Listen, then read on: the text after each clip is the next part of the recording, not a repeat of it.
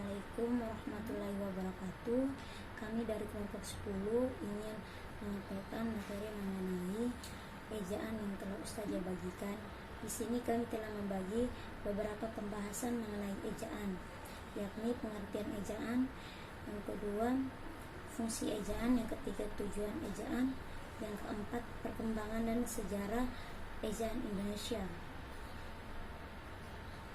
Langsung saja, perkenalkan, nama saya Vita Sari. Saya di sini sebagai moderator sekaligus pemateri pertama yang akan membahas mengenai pengertian ejaan. Ejaan adalah kaidah-kaidah cara menggambarkan bunyi-bunyi baik kata, frasa, kalimat, dan lainnya ke dalam bentuk tulisan atau huruf-huruf serta aturan mengenai tanda baca.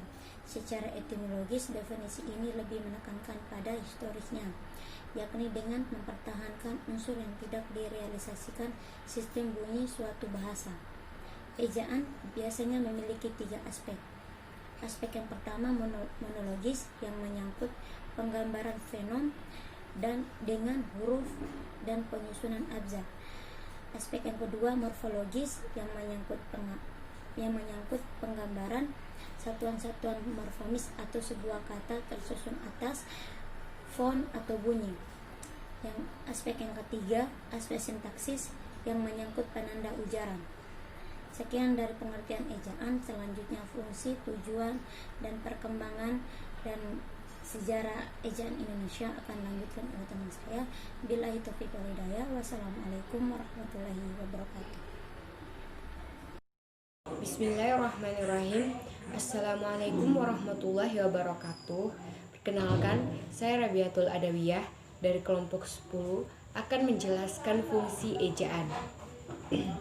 Ejaan yang utama adalah untuk menunjang pembakuan tata bahasa Indonesia, baik kaitannya dengan kosakata maupun peristilahan. Ejaan sangat perlu dan penting untuk diprioritaskan. Adapun fungsi ejaan secara khusus, yang pertama, sebagai landasan pembakuan tata bahasa Indonesia. Yang kedua, sebagai landasan kosakata dan peristilahan. Yang ketiga, sebagai alat penyaring dari masuknya unsur-unsur bahasa lain, baik secara kosakata maupun peristilahan ke dalam bahasa Indonesia. Di samping ketiga fungsi yang telah saya sebutkan di atas, ejaan juga memiliki fungsi lain, yaitu membantu pemahaman para pembaca untuk mencerna informasi yang disampaikan secara teknis. Sekian dari saya, kurang dan lebihnya saya mohon maaf. Wassalamualaikum warahmatullahi wabarakatuh. Assalamualaikum warahmatullahi wabarakatuh. Perkenalkan, nama saya Nur Saima, saya dari kelompok 10. Saya di sini menjelaskan tentang tujuan ejaan. Adapun tujuan utama ejaan ialah untuk menunjang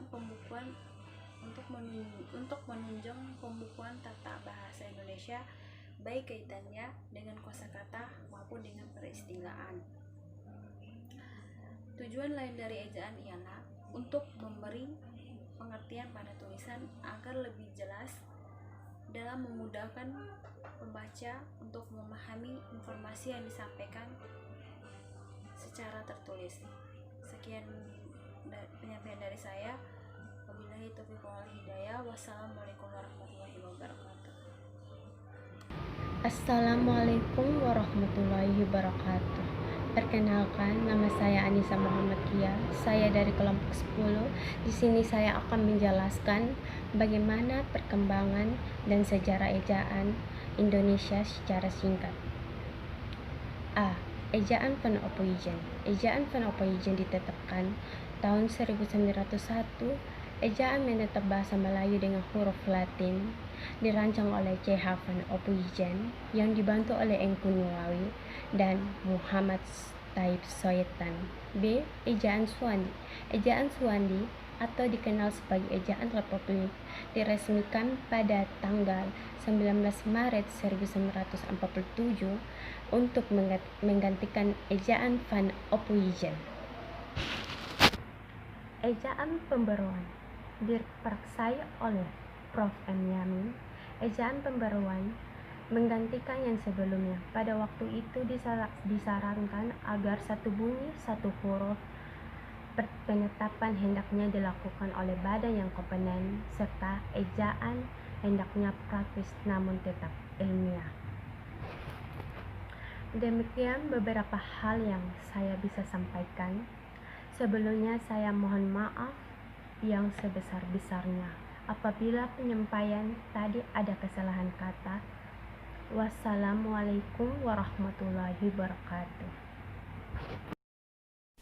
Bismillahirrahmanirrahim. Ya, sekian penyampaian dari kelompok kami mengenai tentang ejaan yang telah masing-masing kami sampaikan dan kami bahas. Kurang dan lebihnya mohon maaf. Billahi taufiq wal hidayah.